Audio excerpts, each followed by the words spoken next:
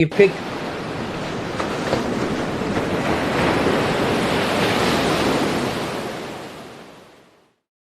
Welcome, friends, to a very special episode of Survivor Stockwatch. Join me with, as always, is Josh Elliott Pickle, and coming back once again, it's Troyzan Robertson from Survivor, 24 World Island, 34 game changes, and a matching buff. Well, not matching, but matching one world buffs with old Josh. Look at that. I got the merge buff, and he's got the Manano buff. I mean, we got it. I say Manano, could be Manono. People like it different. Kind of like we planned it, you know?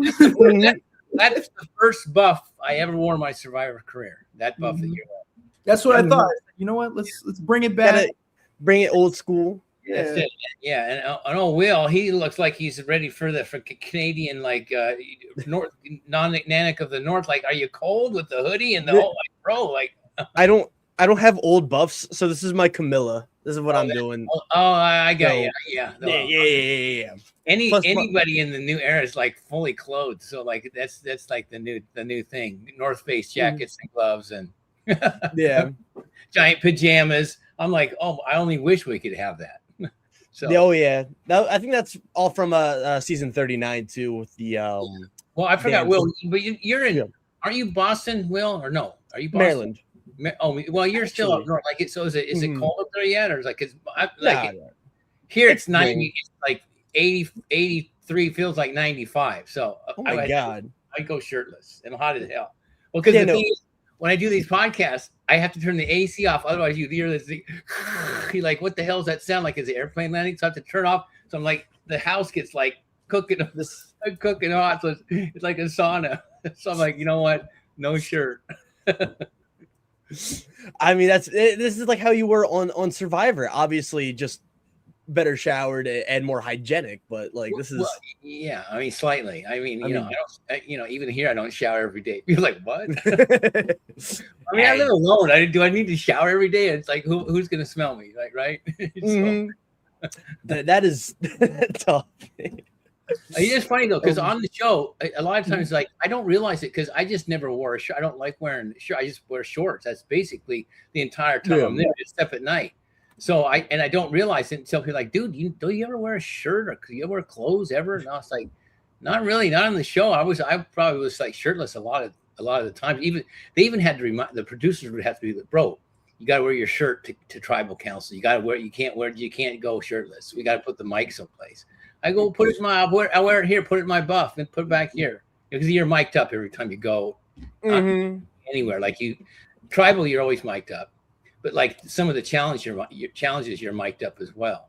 Where like swimming, like they have a mic in your buff, and they have the mic is like here, and then the pack is in the back. You can't see it. If you look close, if you look real close, sometimes you'll see a little like wire or something like it's like there's or like a little bulge from the very back. Honestly, nowadays it's like back in the day, everything in production was hush hush.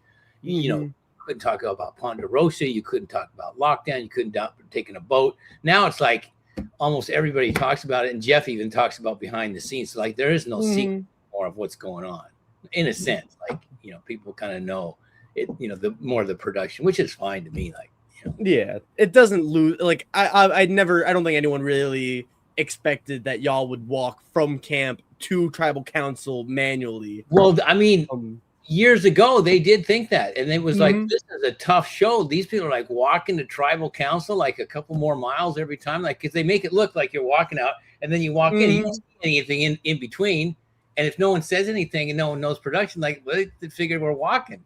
They figure everything's on the same island, all the challenges, tribal, everything. They don't know we're going to 3-4 different islands, unless you're out in the middle of the ocean. Unless you stumble upon the Manukan Islands. Like, when we jump off a ship or something, or like in some of the seasons, and then you got to paddle.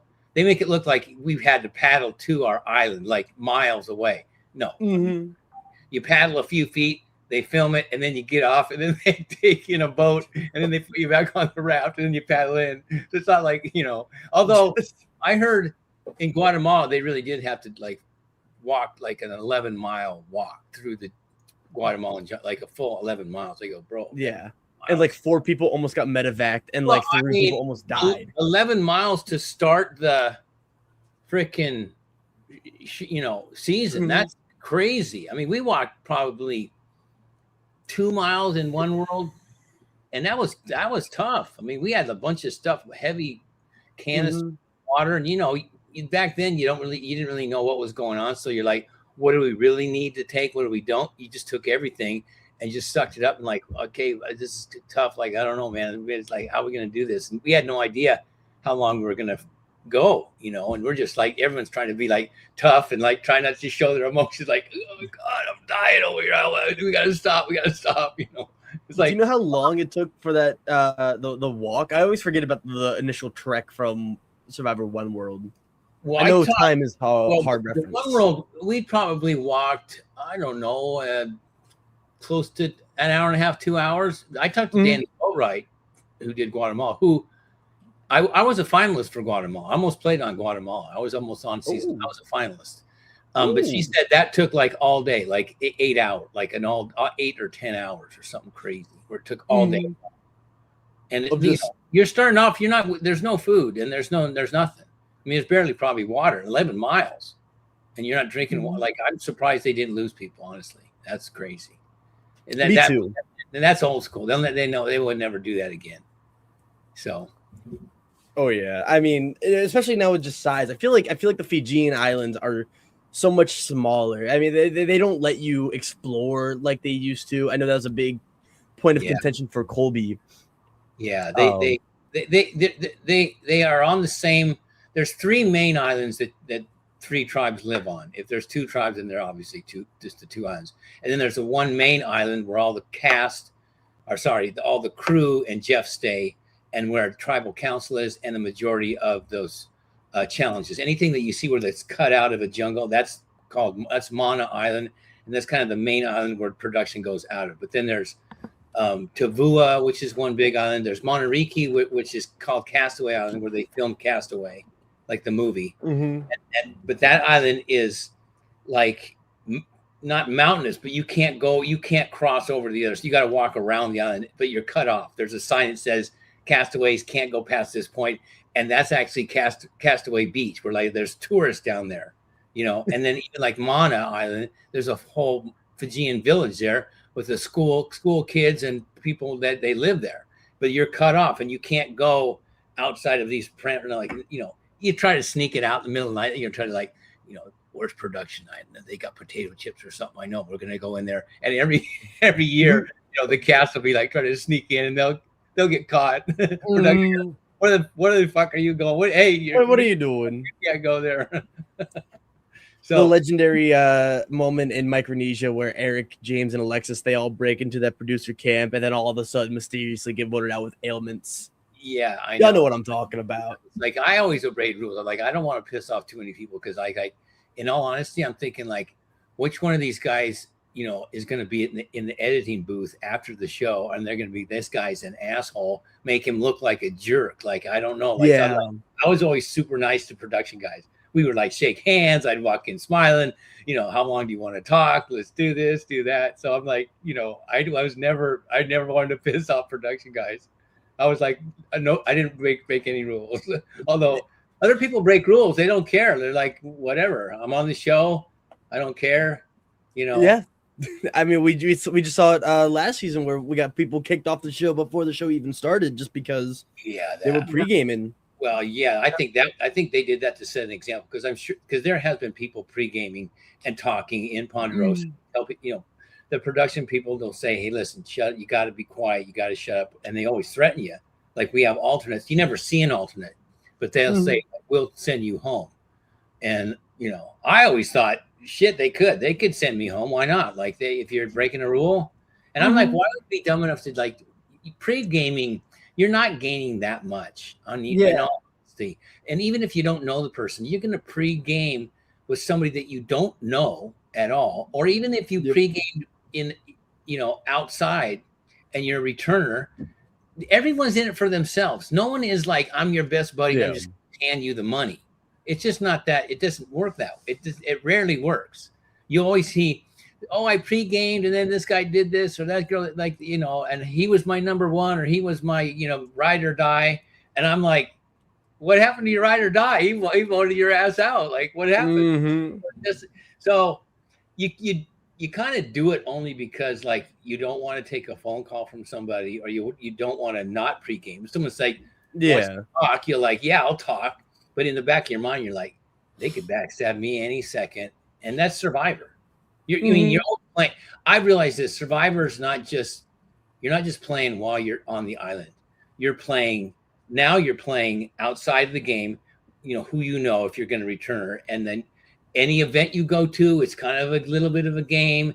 And then when you get chosen, then you're pre-gaming at Ponderosa. Then you're doing all of these things, you know, for years before you even play. So now you're always playing. I'm playing the game right now, to tell you the truth. I kind of wish they just were more open about the returnee pregame. I don't really mind. Uh-oh. Did Will cut out again? Yeah, someone froze. Hello? Yeah. I think he was talking about Will. What were you saying? Yeah, before? I was for half a second there. I was like, I was they're gone. I was gonna say I like pre. I mean, I don't mind pre-gaming. If it doesn't actually ruin the season and people break away, because usually people break away from the pre-game after the first few rounds. It's usually just to get past tribal number 1. And that's kind of like what we saw with here with like Savannah going out really early, Angelina as well. But I just wish it was more stated. I wish we were just told about it. I wish they were more open. Like, hey, you know, like Christian's like, hey, I'm friends with Rick Devins and Emily Flippin. We've been friends since our season. In a sense, it's kind of a given now. It's like, you know, we all know each other. I mean, I've got the names of, I can talk to Survivor at any time. I have their phone numbers. I could call, and if I don't, I can call someone I'll call. Sandra has everybody, so everyone goes to Sandra. Like, who can I? You know, I need to call them. So it's like if you want to call somebody to talk, you can. So, you know, this like idea of like, well, you pre-gamed and because I was kind of, I mean, I remember like in Game Changers at the final trial, like, well, you knew Brad Culpepper and you knew Sarah, and like, yeah, of course I did. Well, you knew Sari and you knew this. Like everybody knows everybody, so don't. You knew Malcolm, JT, and like, and it doesn't. In a sense, it doesn't really matter anyway. Like it's like you're going to play your own game. The only advantage of pre-gaming is that if you get on the same, because you don't even know what tribe you're going to be on, so you could pre-game and all of a sudden they're flying off and they're in 10 days in another tribe, and then they got their a whole nother deal going on. So your ride or die is gone. So the only thing is if you have talked on the phone, which is the pre-game thing, to anybody, and you're on the tribe in the beginning of the game, at the beginning of the season, then you just feel more comfortable. So you don't feel as paranoid. So it's like, you know, when I started Game Changers, it was like I knew Sandra because I met her I met everybody at a charity event, right?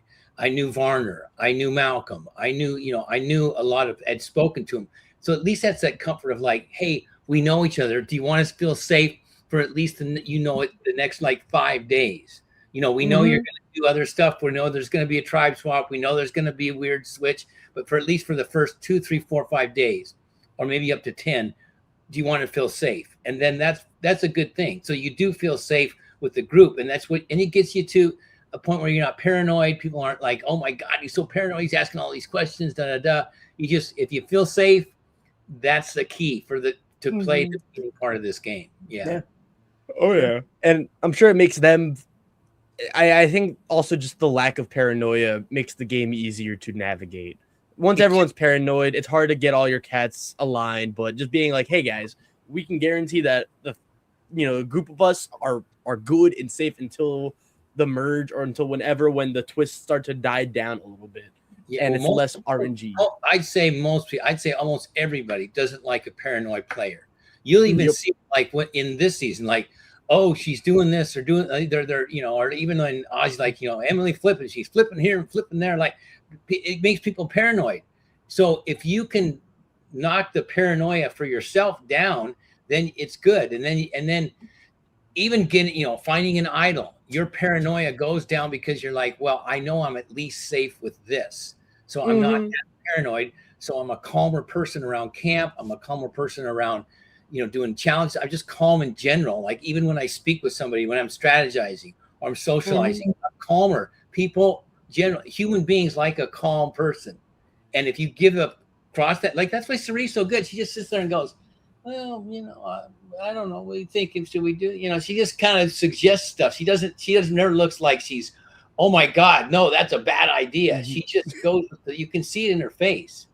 That's why she just sits there like the godmother. Just come to me on the day of my daughter's wedding. Saying, like, that's so they anybody that gets paranoid, you watch it in the seasons. You like, someone will say, oh my God, that person's so paranoid. I don't like him. I didn't make me feel nervous. I got to get there. Making me nervous. I got to get rid of him. So it's like, paranoid. Yeah. Oh yeah. And paranoid, that alone sinks games too. Like Lindsay from 43, like she was so convinced that she was going to be the largest threat, or that she should be the largest threat, and that she got so paranoid that she eventually became the largest threat. Yeah. And got voted out. Asking people, am I going? Am I going? Am I going? What am I doing? What are you doing?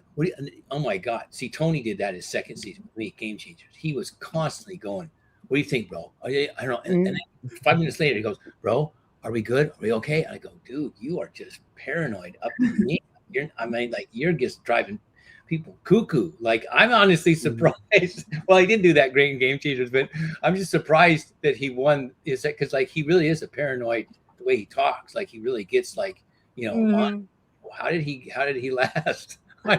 How do you not only, well, it was because of Trish in Game Changers, and then Sarah Lucina in Winners at War, or Trish and Kagayan. Sorry. Yeah. He always has like a social. Yeah, he was good that he had a second kind of lieutenant that was just kind of like, Tony, please calm down. Like, it's not the end of the world. Well, that's a giant plus. If you have, you never trust anybody 100%, but if you could trust somebody like 80, 90%, that's a good thing. Like, and if you have two people like that, like, I think that's going on in this season where people are like kind of trusting higher percentage. So like, well, I feel safe because I know you're not going back and forth. When you get people going back and forth, and you're like, oh my gosh, that's tough to follow. Yeah, you get like, I need stability here. Even though we all know it's a game, we know it's Survivor, we know it's crazy. I mean, I didn't know Survivor was crazy until this episode. This episode to me was great, like super like this. I've never seen anything crazier. Like, I mean, at one point, everybody's name was mentioned to go to get voted out and try. What the hell's going on? This is crazy. It's like kind of one of the first episodes where like it really was like focused on a lot on like the auction and just around that. There wasn't like a lot around like okay, there was the there was the immunity challenge, which was, besides that, there wasn't like, you didn't see a bunch of strategizing around camp, and unless it was after like the auction, which lasted a long time. I think that was the longest auction scene of any auction scene. Which, how do you feel about both the auction and also just the season in general? This is our first time talking for season 50. I remember us talking finale of 49. Yeah. It started off where like I always was kind of like, before the season started, I just always thought it was a strange cast. The mix just didn't seem, seemed like there was something missing for me. Like, it just didn't seem, it just seemed like kind of all over the place. I don't know. It was weird. I don't blame you. It started off kind of like, but it's like, it's gotten better and better. Some of the stuff, I don't like some of the goofy stuff. I don't like too much gimmicks. I don't want Jeff to rap ever again. Don't blame you. I don't mind him trying. I understand Jeff probably sits around with the right production guys. We got to try new stuff. It might make the show interesting. Let me do a challenge. Like, I didn't mind him doing a challenge, like, because that was cute. It's like, because I know I put myself, if I was there doing it, watching Jeff try to do it, I would be flipping him shit like you gotta dig, Jeff. You did the shit that he flips us. So I'm like, and honestly, hey, I like that episode because guess what? Troyzan made Survivor 50. I did see that. Yeah. I got texts. I watch it in the mornings because I can't stay up late. I go to bed early, so I get all these texts like Troyzan, you made it on 50. I'm like, what are people talking? What the hell are you talking about? Like, I had no idea what it was. So in my mind, like, what could I possibly be? How could I be part of 50? Like, what are they showing? I had no idea. I mean, they should kind of a goofy moment, but it's like, what the hell? I'll take it. Oh yeah, I love all the callbacks this season. There's been quite a few. I still love in the intro the flash of all of the season logos as well. Yeah, I like that. I mean, like, it's not the best season. Like, I still think it could have been the best season ever, and I think that they should have made it the best season ever. And I've said this on, I think, your podcast before. I've said this on several podcasts. I've probably done 10 podcasts since like September. It's kind of crazy. I don't know why. All of a sudden, I'm doing podcasts. I'm like, you're a podcast guy. Yeah, it's not. Hey, that's a sign from the Survivor gods. What's going on? So I would like Survivor 50. They should have just really sat down and said, listen, 50 seasons. This is the biggest. We're probably the most popular reality show of all time, and we've done 50 seasons. Who's done 50 seasons? I mean, nobody. So let's spend a lot of money, and we'll make money from this if we spend money. But we're gonna have to do like something big, like 50 people, 50 days in 2 separate parts. Part 1 would be like the normal season from February to like May, and then they do part 2 in the summer, and the entire nation's watching it because they're like, did you see 50? They're going 50 days and they're down to 25 people, and it's crazy. I mean, it would have been, and then they could have chosen and had the most legendary people from almost every season. I mean, with 50 people, it would have been insane. Look at this guy, 50 people, 50, no way. What do you mean, no way? That would have been that's the greatest. That's the greatest.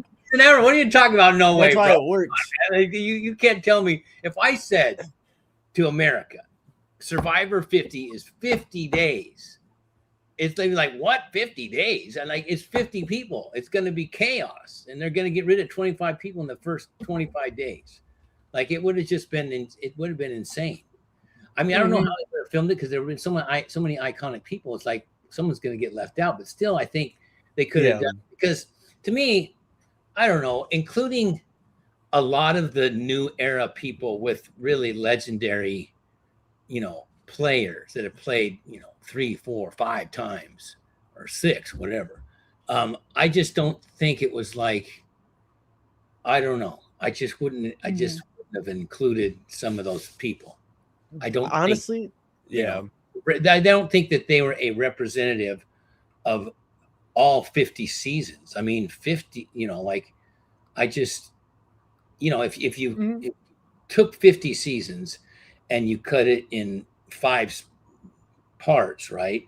1 through 10, season 1 through 10, 10 through 20, 20 through 30, 30 through 40, 40 through 50, 41 through 49 is 1/5 of the show, of its entirety, right? 1/5. So choose 1/5 of the cast, not half. You can't choose half the cast as the new. That's not Survivor.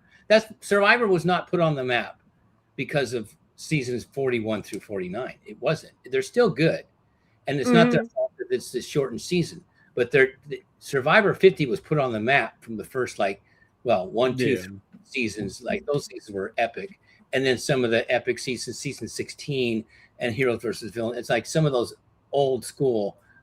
It was just Survivor, and that's why people watched it. Why? I mean, it was Survivor, Oh yeah. No, it's kind of like getting really, really, really good ice cream, right? Like the freshest, most beautiful, delicate ice cream around, and then putting on like cheap Hershey syrup and cheap caramel sauce on top, and like a rotten cherry. So no more ads from Hershey from you. It's no. Cheap Hershey. It's like I love Survivor, and I even like the cast. I think, even though I wish there were less new era people, or if they did the new era second chance season into 50 and maybe did like 1/5 of the cast being new era, I'm still not mad of like who we're seeing. It's just I'm a little worried that now we're in crunch time, and a lot of the bigger strategists in names have been going out one by one. Steph was kind of different because Steph hasn't really been in the Survivor light in a long time. Right. But like we are looking down the barrel of a FTC of like Joe, Tiffany, and Emily Flippin. And that's there's how many new eras are left? 4? I believe so. So it should be Rizzo, Tiff, Joe, Emily. Right. 5 because of Jonathan. Yep. Oh yeah. Jonathan to me seems like he could have been an old school player. Yeah. He seems like that kind of guy. The rest, I don't know. They're new. Could you try again? What the heck? My phone's just started talking. Hear that? It's like out of the blue, Siri just starts talking. I never had that before. Yeah, I mean, I don't know. It just is kind of like I don't mind that some of the I don't think Joe's old school. Well, he's old school, but Joe's not. I don't know if he would have been. Joe is playing way too this honesty game that there's no way that we should lie and no way we should try to do somebody dirty. I'm like, but Joe, well, then you would have never been on seasons 1 through 40. I mean, if no one played that, you had to realize like maybe 1 or 2, but like, I just don't. Yeah. Joe seems like the nicest guy on the planet.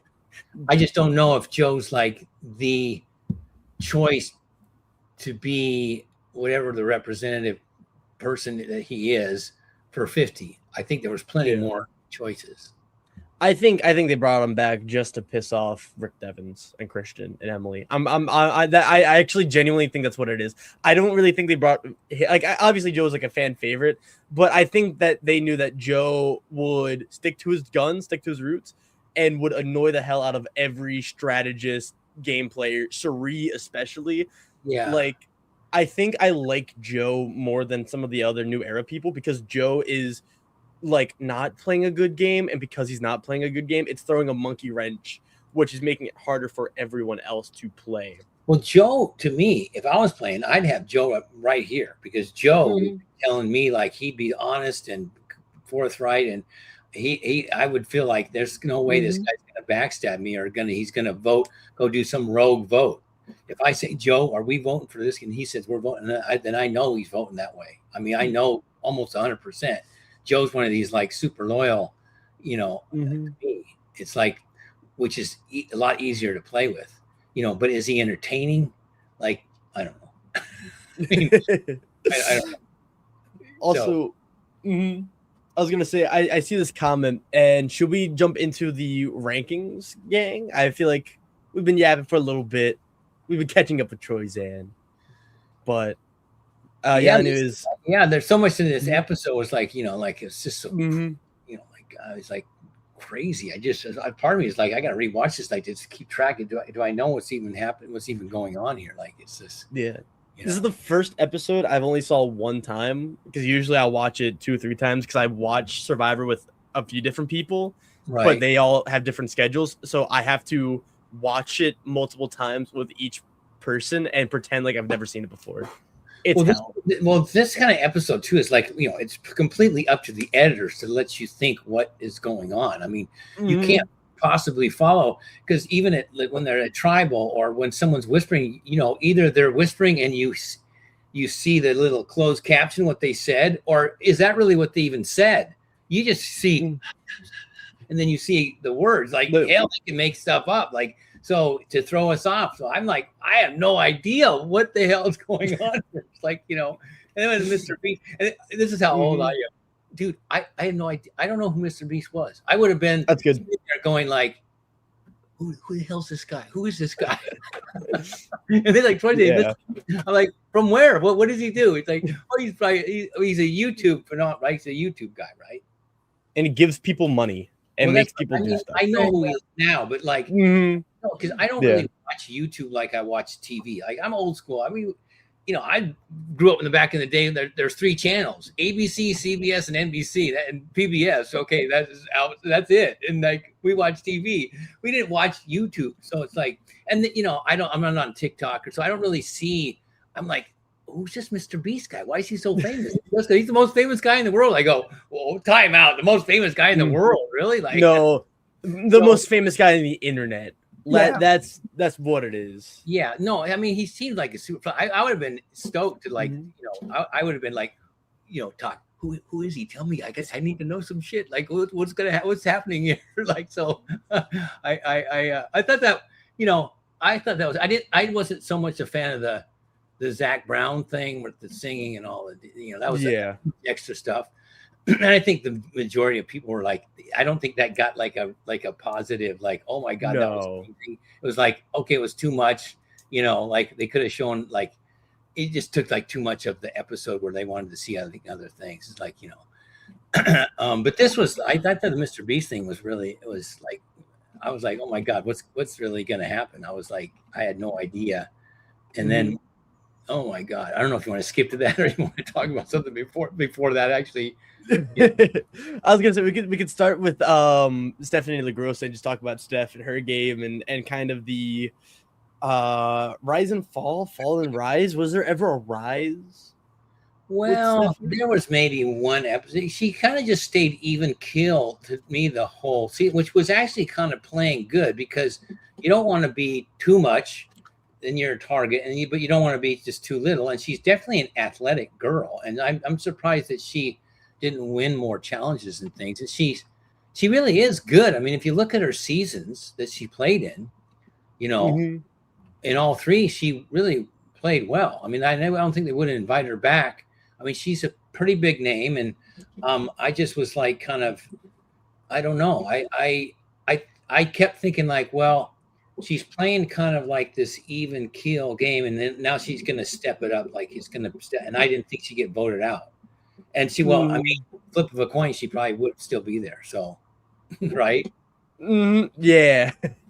And it's tough too. Like, you say one thing and then someone blabs on you and you're like, you get caught in a lie. And then you're like, well, now what I do? And, so, and Devon's the tribal just starts just reeling off shit. And like, oh my God, here we go. Put the whole thing on blast. Like when someone does that, you're kind of like, why would they do that? And they sound real. Like, it's hard to make up a story. Like, just make it up. You got to be the greatest liar on the planet to make up a story. And so people like, I know this guy's not really making this up. So when someone comes back and tries to defend themselves, that's when it gets tough. So, yeah. And then Steph didn't really do the best job either. Josh, how did you feel about Steph? I was really upset because Stephanie was somebody who I really thought had a chance of winning this game. She was really under the radar, and not a lot of people really brought up Steph's name at all. It felt like Steph really had a good chance of going far this game. This was just a horrible episode for Stephanie. And, the lie with Suri, I mean, you're right. Suri's the godmother. Whatever Suri says, it goes. Whatever she says. Well, it's tough, too, because, like, in my mind, I would be thinking, like, Suri is not going to team up with Ozzy, like, going to be like that. And it's just bad luck. Like, because I would have been thinking, like, Stephanie, like, this is what I thought in Game Changers, and all of us, like, we got to a point and we're like, well, we don't need Ozzy anymore. He's going to win challenges, so let's just get rid of him right now. Like, let's just do it. And he was second out. Like, we merged and he was second out. So I definitely had a good idea, right? She wanted Ozzy out, right? Don't blame her. And I know. So that's not a bad move. It's just that she speaking to the wrong person that's just bad luck. Like, there's a lot of luck in this game where, like, you want to talk to everybody, but you don't know who really is like that. So you're in a group and it's hard not to mention a name. You want to say something. You just don't. You kind of sit there and you play your card. You're like, well, who do you want? Well, who do you want? Well, who do you want? No one says anything. So it's like, at some point you say, well, what do you think of Ozzy? And then if she says that, and then she's like, oh shit, she's going to go, Stephanie doesn't know she's going to go back to Ozzy and be like, she's after you. And now all of a sudden, and the whole, then it just, it's hard to defend yourself unless you're just adamant about, like, that is a full-blown lie. You're only saying that to save your ass. Like, she should have said something like that to Devins. Yeah. Devins, you're on the bottom. You're going to say anything. Everybody, is this the truth? Would he say anything and everything? come on, it's like this doesn't make any sense. I would have been like that, and Yeah. I would have been. Got to say it while you're smart. You can't defend yourself being mad because then you really look guilty. So I think she said it and looked mad. I'm like, oh God, they're not believe they don't believe a word she's saying. Not just that too, but announcing that she had to steal a vote did not do her any favors. Because even Tiffany was like, "Why would you announce that? Why would you say that?" I know. It's like, that's pointless. Just steal the vote and be done with it. Like, what are you going to say that for? Like, it's like, although that tribal was just wacky because it really was like before they went to tribal, almost every person's name was mentioned. It was like, well, what do they first started out with 2 names, then all of a sudden somebody else then it's okay. Well, let's don't do them. Now we're going to switch over to, now it's going to be, Emily. And now it's going to be like, what, who it? Jesus. I mean, like, we have no idea what's going on. It's like crazy time. I also think that because I think part of the reason why we spent so much time at the auction and so much time with the loved ones is just because tribal really wasn't set in stone until tribal council. I'm not too sure if that is real or not. I don't know if Steph was always going to go, but I also kind of think Steph was doomed to start anyways. I think the tides would have been turning onto them anyways, especially with Rick revealing that he doesn't actually have an idol and that was just a ruse for him to, escape tribal. I don't think anyone can blame him for just trying to lie to save himself. It wasn't really a lie to because in all honesty, he knew he probably was going to go home. So you just start to say and do anything. I was a little surprised what Stephanie was out first on the challenge. I was shocked. Yeah, I thought this would be something she would be good at. And the only thing I noticed, I look at everybody, and usually women have better balance than guys, just in general. I mean, I think as humans, they just are better balanced. And Tiffany was the only person holding her thing like this. Everyone else was holding it like this. I'm gonna watch to see who wins this, because if she wins it and she's the only, there must be some kind of weird balancing thing. Although this is harder to hold than this. It's easier to hold because you're using your biceps and your forearms. Here, this muscle is smaller, and I'm like, but everyone's holding like this, and or no. Tiffany was holding like this, and everyone else is like this. So I thought, and then when Stephanie went, I'm like, oh God, she went quick. Yep. Like I thought for sure she'd. I mean, I just thought, okay, she's good at this kind of stuff. And I was a little surprised Tiffany won that. Although while watching it, I was like, she's solid. She's not even moving a millimeter. I mean, did her ball ever move?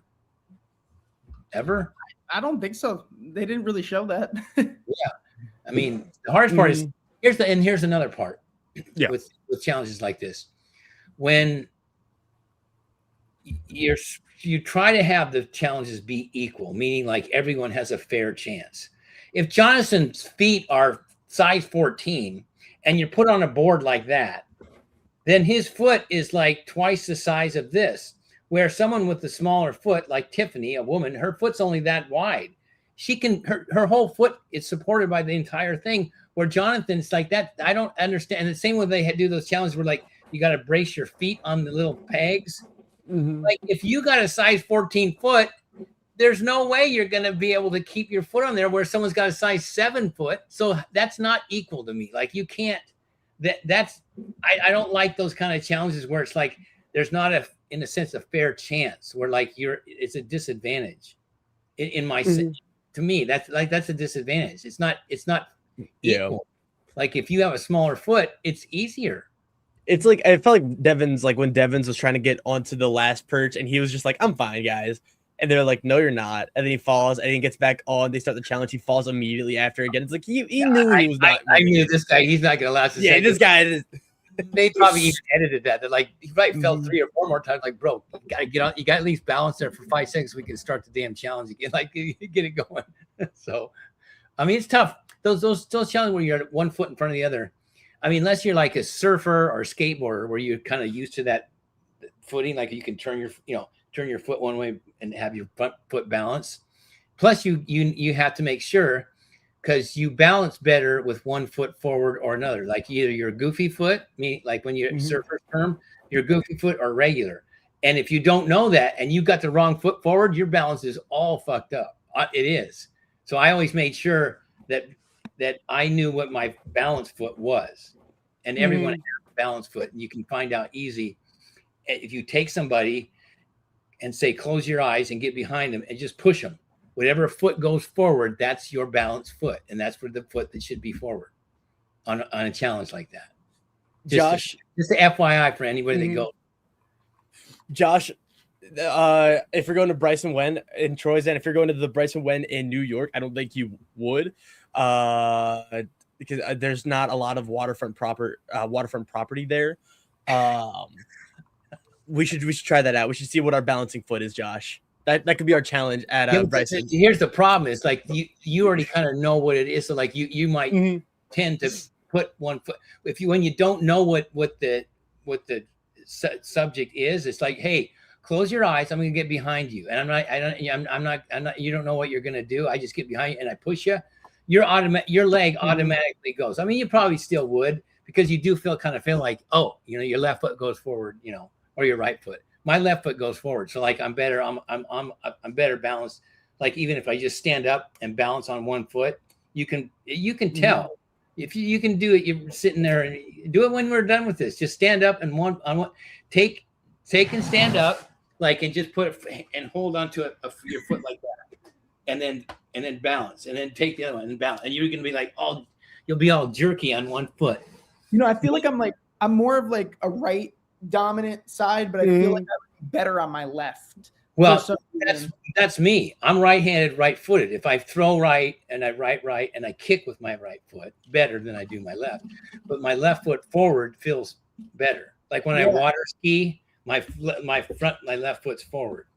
I just like having the the power comes from my right leg. I feel like I would just be better having that be like the back, be the I don't know. Well, yeah, like if you, I don't know. It's funny. I because some people are just right foot, right, and they balance on their right foot, and then someone will like, well, no, I'll go surf, and I surf backwards, like they say, goofy foot. It's like, well, okay, push Mongo. Yeah. But those challenges when they get to there was only this much of a board, right, for them to balance at the end, with their foot's barely on it. So I'm surprised someone didn't put their foot across the beam and one like this and one like that. Like a surfer. That's how they would do it. Or a skateboarder, because a skateboarder doesn't skate like this. They skate like that, right? Yeah. And then you move the yeah. Anywho, so you guys have her ranked 10th out of 24. Yeah, that's where she got voted out. Yeah, so she got 10th place, but we have the number 9th person. If you want to talk about that person as well, do you have any ideas of who could be Troy? Who could be the next person out?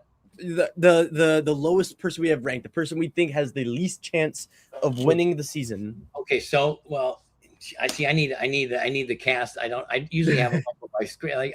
You got to lay them off because Serene, no. Ozzy, no. Devins has an idol, no. Let me see. Rizzo's probably good. Tiffany's probably good. Aubrey seems good. I think Jonathan's in trouble. Because if they think Jonathan, you were one time, it all depends. Because when you get because it was Jonathan for a while. It was Jonathan, Stephanie. It was like the group of 5, and then it slowly got dwindled down. When you get down to you're just the lone man, that's actually kind of good to be, because you're just going to be like, well, I'll vote your way. What do you want me to do? And it's and everyone knows we're going to tell you how to vote. You're a number, which is perfect, and if you don't, you're history. So, who is in trouble? Devins, I would say, but he's got the idol. Although, is he dumb enough to now he's getting cocky and going to be like, well, I won't play it, and then well, we'll just flush it. We'll put some votes his way in case he's dumb and gets voted out. So that could happen. That could, because he's slightly cocky. I mean, he is. Come on, he's invincible. He flipped the coin and he got $2 million. I still what? I was like, how is this going to work? Because if he flips it and it doesn't work, it's going to be, oh shit, all that for nothing. Like all the Mr. Beast and the rigmarole and the auction and all this stuff and the tribal and the da-da-da. And then you flip and then there's like, oh, well, he loses his vote and he don't get shit and he's gone. It's like, it's a million, like nothing changed, like in a sense, like, but everything like, right. Just, it's like, and part of me is like, and here's the conspiracy theory in me with Survivor. I'm like, they weighted that coin. They weighted it. I was thinking that too. Honestly, I was thinking it too. Like the head side was heavier, so it's like you flip it. It's just automatically or the tail side was heavier, so it's going to automatically want to go to the ground. It's going to want to weight itself over. So it's only going to flip so many times. It's going the weight of it is going to drop it to the ground, and there it is. Like it. And I'm telling you, no one took that. If I had that coin, I would weigh it. I'd cut it in half. I'm like, I want to know what that thing weighs. Like, is this bottom half like that thick? Like, is it really heavy on the bottom? Like, from looking at it, you would think that the beast coin itself would be the heavier side. Like that would be the side I would pick. Well, but the thing is too, it's like they didn't know what Rick was going to say. So that's the true. It doesn't work. Like unless they're like, Rick, you gotta go ahead. Yeah. I was just saying, like, just looking at it, it looks like that would be the safe call. Here's the deal, too. This is all stuff we don't see, and it's like, can there be a conspiracy? Yeah, why not? Let's just start a conspiracy because it's always fun. It's like, could the producers have done a confessional with Rick before the tribal? Yes, and could they? Did he know anything about the coin before tribal? No. Nothing. No, they just knew it was a beware advantage. Yeah, that was the only thing they knew. Right. But what could they have hinted around? Like, what if it's this? What would you do? Like, well, what are you going to do if it's a, and they mentioned three things. Well, what do you do if it's a time thing? And what do you do if you find and you have to do this? And what if it's a coin and you just have to flip it? They could say shit like that. And then like, well, what would you do? Well, what would you pick, heads or tails? And you're like, well, I don't know. I'm a heads guy. So they they might know that going in. I mean, I don't know. I'm just saying, like, I just was like, how the hell did on a coin flip, it goes from like 1 million to $2 million, which I thought, honestly, at the beginning of the season, it should have been 2 or 3 million. But like, I mean, it's 25 years. 25 years ago, it was $1 million. That was worth a lot. That was $1 million. That was a real million. 25 years later, $1 million is more like, I don't know, 300 grand. Like, it's not the same. It should be 2, 3 million. It should be up to 5 million, honestly. So 5 million for 50 million. Like, I mean, back in the year 2000, when you said you won $1 million, we were like, wow, $1 million, but now it's like, $1 million is like, it's a lot, but it's not like, oh my God, $1 million. Oh my God, 5 million. That's oh my God. Like, that's like when you saw that show Squid Games and they could win like 4 point something million. I'm like, that's money there. I mean, or the Deal or No Deal Island too. David Gannett, I think, won like $5 million. Just saying, $1 million isn't really life changing. $1 million you could go barely buy a house. I mean, houses are worth whatever, $500,000, $600,000, $700,000, and that's basically you buying a house. I mean, now 5 million, you can buy a house and you can buy a boat and you can change people's lives. In a sense, change. I mean, if someone gave me 5 million, life changing. Sorry, it's I'm private jet for the rest of my life. Taylor Swift, you're living the Taylor Swift life. Troyzan, we're here to pick up Troyzan. Yeah, okay, Jeeves, just wait in the driveway. One sec.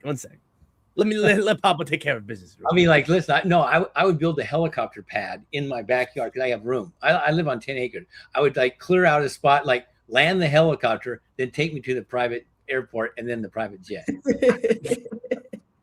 Although that doesn't seem jungle-like. It seems like Troyzan. Why would you do that? You don't seem like that kind of guy. You seem like you walk. No. I feel like you enjoy the finer things in life. Caviar and private planes, Troyzan. I wouldn't do caviar. I'm just give me some shrimp. I'm good to go. Some shrimp cocktail. Yeah, no problem. But Josh, how do you feel? Sorry for like cutting right back to Survivor. But Josh, how do you feel about Tiffany? Do you think that what do you think? What's her end step? Why is she so invisible? Why does Q still have more confessionals or the same amount of confessionals as Tiffany Irvin when he was the third boot and Tiffany was the still in the game? Like, what do we think is going on with Tiffany? I feel like she goes somewhere that's. Does she get advantage getting? Does she get removed from the game because she doesn't have an idol? Because there are a lot of idols in play now and a lot of advantages. Remind me of the who's got idols and who's got advantages, because I always forget that stuff. Right now, Rizzo, Ozzy, who have the idols that they can only play on themselves and not give away. Rick has the most powerful idol with an idol he can do whatever he wants with because they didn't really. The normal, it's the normal idol. Sari still has the extra vote, I believe. Sari has not used the extra vote. Okay. And I think that's it. I think that's all the advantages that are out there. Okay. I always forget that. I forget who gets what and who does what. I just editors. There's got to be more, Yanu. Is that not the reason? I don't think. I mean, the funny thing about the editors is like, and I don't know if it's still true. I heard at one point I met an editor after One World, and he's like, I got all these extra scenes if you want them, Troyzan. I said, yeah, I'd love to have that, the extra stuff like you never get to see. But I didn't realize that they really. I don't know if it's still true. They leave a lot of the editing up to the editors. I'm like, well, why would you do that? The editors aren't out on the island and they're not, they're not there. So they don't hear all this. They just get clips of everything. And then they put together a show. You're the main editor. You're the person that's putting together. Yeah. So they're the person that's like leading the audience to where they want to go. And they're deciding who gets confessionals and who doesn't. I mean, Ozzy's got a shitload. Ozzy's got almost too much to me. Like, I don't need to hear every time from Ozzy how he feels about it. Throw in Tiffany. Tell me how she feels about the challenge, or tell me how she feels about, the auction, something. Like, I mean, it's easy to throw that in. Like, but the editors, they decide who's doing what. And I'm like, Jeff isn't sitting down there in the editing room and like the main, like Matt Van Wagenen and the main producers, like, no, this is what really happened. And this is how it was said. And like, well, no, we're going to change it. We're going to make it look like she said it. And we're going to make like, they went like this. And like, so I don't know. Honestly, I don't know why they do. I mean, it happened to me. I got the purple edit. Like I got the, like, where's Troyzan even there? When you're watching, you're like going, oh my God, they didn't show anything. I mean, I had a full conversation about this and I talked to them. Yeah. I did this and I got to where I got because I did stuff and you just never saw it. Same with Tiffany. Tiffany's there and she's there for a reason. She's doing something because she's still there. And there's 9 people left, right? So nine people left. She can't be doing nothing and still lasting, and she can't just be floating along. There's not just floaters. There's not just easy people that follow somebody in the returning seasons ever. It doesn't happen. It's like, it's just, you don't get shown. Everybody has their own thoughts on who's going home, and everybody in a group says it. If there's 6 people sitting around and like someone's like, say Ozzy's on the outside and there's 6 of us, and someone says like, well, what are you thinking about Ozzy? And I'm like, oh, when Ozzy, he's going to be a tough one. And then somebody else says Ozzy this, and then somebody says Ozzy that. Well, they're going to only choose one person out of that group to be on camera, to say Ozzy's got to go, or it's and they're going to most likely pick a person like Sari if she was against him, or a person that's like an Aubrey, or some, I'm just saying, like, if they're going to pick somebody who, or a Rizzo who's like, they look like he's got part of the game, like who's ever, they can make anybody look like they're really doing a better job than they are. Everybody's doing a great job. There's 24 stories happening in the beginning of this game, and then there's 23, 22. There's all those stories are happening at the exact same time. They can't show 20 some stories. They can't show 10 stories. So they show, like in this case, they'll show like 4, maybe 4 stories, four that you're following a little bit more than others. You know, it's like it's like Game of Thrones. You know, it's like there's 7 stories going on. They'll show 7, but then they don't do that with Survivor. They only show 4, and so then you think like, well, there must not be nothing else. There's nothing else happening. That's not true, because there really is something happening. Everyone's playing their own game. You're just not seeing it, and it's unfortunate for the people that get like with Tiffany, where she doesn't get a lot. You know, I'm like, they chose her for a reason, right? To be on 50. I mean, they didn't choose her to be like, you know, no edit. So I don't know. I don't understand. It's strange. Like I don't know. I think editing can really make or break a season and a player. I don't think it's been horrible this season, but like I hate when a player gets purpled. I truly, it's my biggest fear as someone who's applying. I hate when it happens to other people. I hate when they get like the Sophie Serengeti edit from the last season where she's like completely removed from the game until the merge, and then she's there for like 2 episodes. It's like, that's not really a story. That's just like the story is evolving someone else, and she's just a side character. You know, it's always really hard with returners, because in one way they know that the audience wants to see their favorite, so they got to show them a lot, even if maybe they're not doing as much as they, you know. And so it's like, we have to try to get everybody in, but you only have so much time, so they kind of pick and choose. And like, I don't know, for some reason they obviously picked Ozzy to be like one of the main people on Survivor 50.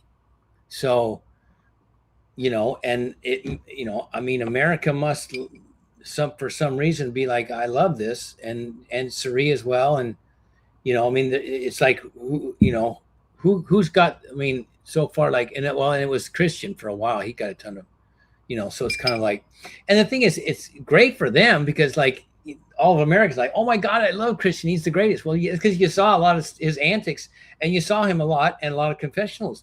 Of course you're going to love him. I mean, I would be like, yeah, great. You know, anybody that plays like, oh my God, I'm so happy you're showing me a lot. Like, you know, we all have egos. We all want to be, we all know we're on TV. We don't go out there to be like, you know, we want to win, but we also know we're on TV. So I don't care what anybody says. You like it when you're shown. You like it because your friends say, oh my God, you were so great. You did this and did that. And then if you're not, you're like, what happened? I didn't see you at all last night. You're like, fuck, I don't know what to tell you. Are you muted, Will? Yeah. Am I? Oh my God, I was. He was just rambling. I thought you saw that. You're gonna have to do the deaf thing, like, you know. Yeah, but yeah, it's hard to talk about Tiffany. We haven't seen much. I think we're going to get a pop. I don't think that she's going to be voted out with 21 confessionals. I could be wrong. How many confessions total does she have? 18. Yeah, yep. I mean, she was got a lot more. Well, she was seen, honestly, a lot more this episode. So, right? I mean, like, she was more. I mean, people talked about Tiffany more, and her name came up more. And I just, you know, it's like in the beginning of the game, you barely saw her, but you're seeing her a little bit more and more. And like, how many episodes are left? I don't even know. We're coming up on episode 11 now. So 11, 12, probably like maybe 2 or 3. That's right. But the thing is, in Survivor, and it's always funny because like in the beginning of the season, you see a lot of a person, and you're like, oh my God. But then at the end of the season, you'll see somebody a hell of a lot in the last 3 episodes, and that's what you remember. And that's what you will always remember, and that's those seasons for the rest of your life. It's like, because it happens almost every season where you think someone is going to be remembered, and then all of a sudden they're just forgotten about because 4, 5, 6 more episodes came, and now the people at the end were remembered. The winner would be up here, 2nd, 3rd, 4th, 5th, and all those people would be remembered way more. I don't know. It could work out for Tiffany where she gets a lot of stuff, and like, oh man, you were great on Survivor 50. You know, when they talk, when Survivor 54 rolls around, or 56 or whatever, like, oh yeah, I remember you, because we're shown at the end more. That's true. It's never over until it's over. Yeah, but We ready to move along to number 8, Mr. Joe Hunter? So Joe's 8. Yeah, I probably agree with that. Yeah. Joe. Although, I mean, I would put Joe probably lower than Tiff. I put Joe at 9. Really? Yeah. Yeah, Joe for me has been really non-existent. Like nothing he says goes, and the people who he's aligned himself with have been picked off one by one. Like, yeah, I don't know, and I don't know if Joe's like, is he doing something to be like? I can't see where he's doing enough to be a winner or trying to be a winner. Like, does he think? Yeah. No, does he think the way he's playing is going to win? Because he's just so, I don't know. He's just too honest or too. He is. I just not honest. He just wants to be. I don't know. It's not. He just doesn't want to be a survivor. I don't think Joe is taking enough risks in season 50 to where he's separating himself from like the other players as being someone who really could win this game. Mm-hmm. He's really non-existent this season to me. He's really not. He's not aligned himself properly. None of his plans have worked. He's wanted to get Rick out for a while, but like if he wanted to get out Rick and he wanted to make that move, make it. I mean, I feel like he's waiting too long. As good of a guy as Joe is, and as nice of a guy as Joe is, if Joe would have been on season 42, right, and had the same kind of season, Joe wouldn't be on 50. Joe's on 50 because he was on 48. Yeah. Mm-hmm. Right? Because the last 2 seasons are the most well-known. People know who he is, people know people from 48 and 49. Do they know people from 42? Not really. I mean, they know a few. I'm just saying they know 1 or 2 people from each. Like, as the seasons go on, you start to forget about people. Yep. But if Joe would have played the same game in Survivor 42 or 3, he wouldn't be on 50. Nope. And because I don't think, so it's just that. There's 2 things to make of Joe. Either A, he's just trying, I know he's like going to be on a movie or show or something. And maybe he's just trying to get his 5 minutes of fame and starting with Survivor, and he's not really a Survivor fan first. Like, I think that's an important distinction to make. I don't really think he's much of a super fan, as his sister was a super fan, and he would watch the show with her because they were siblings. And so I think in Joe's mind, he never really thinks like a strategist. To him, what's going on in Survivor is all real. And I think that he doesn't understand that, like, people are willing to lie. I think he's used to like seasons 1, 2, 3, and 4, like when Survivor first came out, where it's just you get your alliance, you stick together, and you run ship. And the people who lie, they were the bad guys. They were the Johnny Fairplays. Right. And so I think there's a disconnect going on with Joe. And I think honestly that is part of why they brought him back, not just because he was on season 48. I think that also really helped him being a newer character. But I think they like the fact that he brings something else that's not just him playing the optimal strategy, because the optimal strategy sometimes is boring, and I think Joe is just they need a person, they need a castaway, a character that's like Joe. Joe's going to be the fireman, honest guy, family guy, the good guy, and if he happens to do some backstab or something crazy, then everyone's like, oh my God, Joe said that, or did like that. So they're waiting maybe for that moment. But they're gonna cast a guy like Joe, just because they have to cover all their bases. It's like each person is like, well, this is this kind of guy. He has this personality. There's Rizzo's personality. Like, okay, it's a young, he's quirky, he's all jacked up, he's a super fan. He's Rizzo. You know what I mean? And then there's Joe, he's this kind of, and there's Coach, he's this kind of guy. There's Sari, this guy, so there's a category for each person. So I don't know if it would have been in all the seasons. There are definitely other Joes, out of 700 castaways that they could have picked up. Like Mike White. Maybe. I just think it helps that he was on 48 for sure. Yeah. Honestly, they should have brought back Tom Westman. Tom would have been great. Yeah. I'm just saying, it really helped. It helped. It did. It's good as much as people love Rizzo, and Rizzo just played. That's why he's on 50. Yeah. I mean, the guy. Yeah. I don't.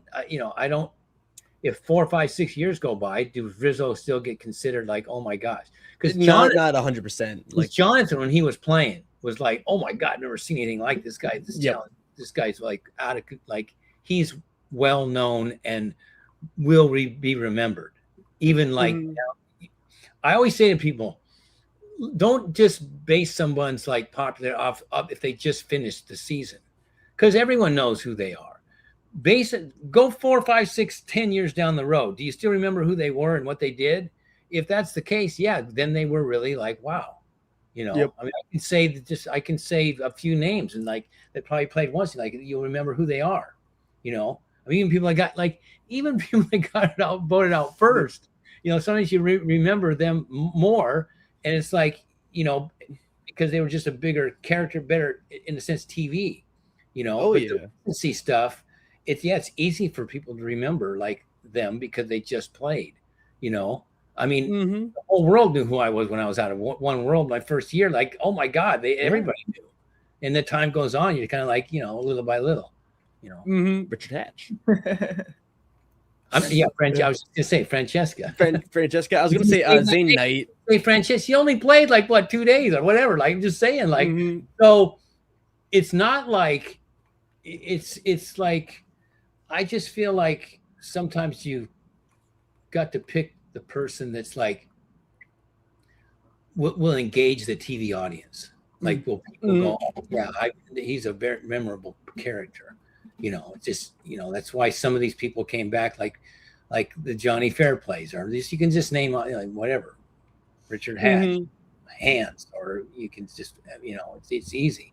And even if they just played one time, you would still remember them. Malcolm. You don't remember every little detail, but you just remember specific things. Like they were just such a big character, and the way they spoke and what they did. It's like, and then maybe one thing that they're like, you know, Johnny Fairplay, you remember his grandma, but you don't remember everything that he said and every little time he was being a villain. You just remember him in general, but that you remember because he was a character, you know, and he was. So. Yeah, that's why I always felt like this cast is a little bit like, I don't know, I couldn't quite figure out, like it didn't make sense or something. But it's getting, but it actually, after this episode, I thought, I don't know what the ratings are. The ratings last week were kind of like, they kind of went down. Yeah. And then this week I would think they're back up, because this wasn't. I actually enjoyed the episode. I thought it was pretty good. I like when it's kind of like, I don't know what's going on.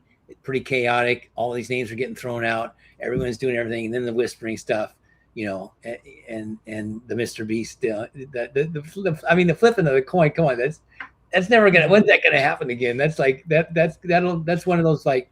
Okay. It's I'd say it's gonna be in a top 10 most memorable moments in Survivor. I think. Maybe top 5. I don't know. What do you guys think? Maybe not. I think it was pretty big. I thought it was tribal. I thought this was like one of the biggest. I thought it was very flashy. I thought this was like a very big TV moment. I don't really think it has much to do with like the winning, like the gameplay of will you think it'd be like, okay, 5 years from now? We'll talk about it. Well, yeah, it is a very big top 10 moment. Like, because, you know, people can name up, like if someone's, I'm sure there's a YouTube video, you know, Survivor top 20 moments of all time. I'm sure, you know, there's top moments. You know, oh yeah, Johnny Fairplays is one. The grandma, that's a top moment, right? Eric voting himself out. Yeah, Eric. Sue Hawk's speech, rats and snakes. The Tyson. I'm saying, like, you know, this could be. I don't know. I think so. I mean, flipping a coin for $2 million and then saving yourself and getting an idol. I think.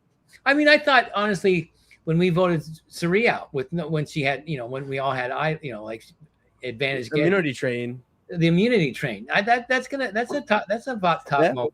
It's a top moment because people don't like it, but it was I thought it was a shining moment of like Survivor history. Like that is. I mean, it's never going to happen again. It's like, and it's like, what the hell just happened? Like, you know, one person's immune because they have an idol. Ty plays 2 idols. Sarah Lucina plays an idol that was given, and I play an idol. No one else can. So there's one person left, and no one can do. You can't do nothing about it. So it's like, and it's Suri. So I just think that will be remembered. maybe I think this may be a top 10. I agree. But are we ready to move along to number 7 as well? I think you guys got it 7. I'll see. Let me see if I agree with this. I think you would agree with this. Yeah, Jonathan kind of got himself in a bad spot. Like, I actually think Jonathan's the next to go. You think? Okay, that's interesting. I was going to say that the online discourse right now is about Jonathan being a losing finalist, and I wanted to ask how y'all felt about that. Y'all think he could be a losing finalist? God, a finalist. I don't know. Like, well, I mean, he could get. I mean, did he start to talk to Aubrey out of the blue? He did. It was last episode, I think. They did talk about working. Like, I watch edit, and I'm like, certain people start to talk and start to show up more like, and they show certain things. I'm like, why did they show that? I mean, it must mean something to the story. So, and part of me is like with him, and then with Aubrey, and then having Aubrey, and then showing her not winning. I'm like, what is that? Why would they show that? What are you showing me this for? Like at this point, it's got to mean something. It means it doesn't. If it means nothing, what are you putting it in there for? Like basically saying like well, they did the flashback of her season where she lost. I'm like, what are you doing for? And they talked to Jonathan. I don't know. It could be that could be a final thing. I don't know. It seems like that edit looks like it. I don't know. Yeah, Jonathan do people know that Jonathan was with Stephanie? I don't think so. They don't. Yeah. I think that was pretty kept under wraps. But like this, but does Ozzy know that Jonathan wanted him gone? I think now he does. Yeah, probably. I think now he does. I think everything went into the open at the tribal. I think everything was blown up in a way because I think Rick Devens, his whole MO is just leaking everything and saying everything and causing as much paranoia. He's just like almost like I'm just gonna do whatever to the end. I'm letting it all fly, and wherever the chips fall, it's like I don't even know. Does he really have a plan, or is he just like I'm just gonna F things up as much as I can?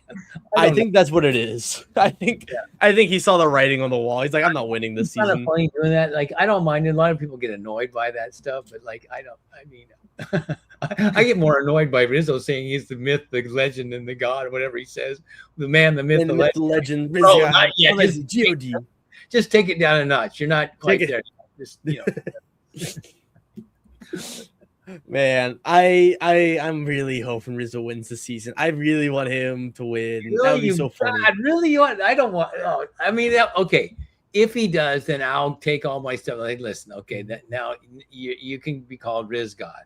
I'm not sure if you're the man, the myth, the legend yet, but like if he doesn't win, I'll never say that. I've never called him Riz God. I've always said Rizzo. I just like like he's just like a goof. He just seems I don't know. He's less annoying, but like I just like when I listen to him, there's something about like I don't know. I just I mean I always say this when these are the TV people that I'm watching. When I meet them in real life, I'm sure they're super nice and I'll laugh and whatever joke because like you are a little bit different outside the game and like whatever. So it's like I can always shake somebody's hand, even people that I would be pissed off at, whatever. I would be like, listen, the TV, it is a TV show, bottom line, and like you can figure out, it's not like I can call somebody a goofball or I can say I'm annoyed by you. Just leaving it on the island. Well, yeah, like mean it like in a mean way. Anywho, are we ready to move along, y'all? Yeah. Okay, I agree with these so far, pretty much. Yeah.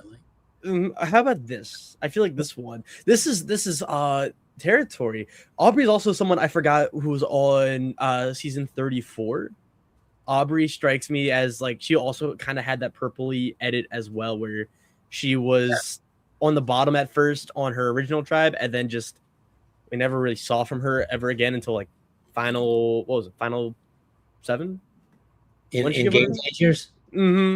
Yeah, no, that's true. Yeah, well, even this season, I'm like, I didn't see a lot of her in the first part of this season. Like not a lot. No, she was really quiet. It's like I know Aubrey really well. I mean, we used to talk a lot, like outside when Game Changers stopped. Like we talked every week, whatever. And then she invited me out to the finals of when she got on season 39. Was it?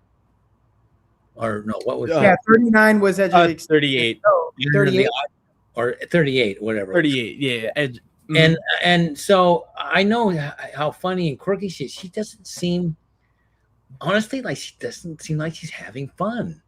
It doesn't seem like she's the Aubrey that I know. That she looks like she's like either annoyed or not happy.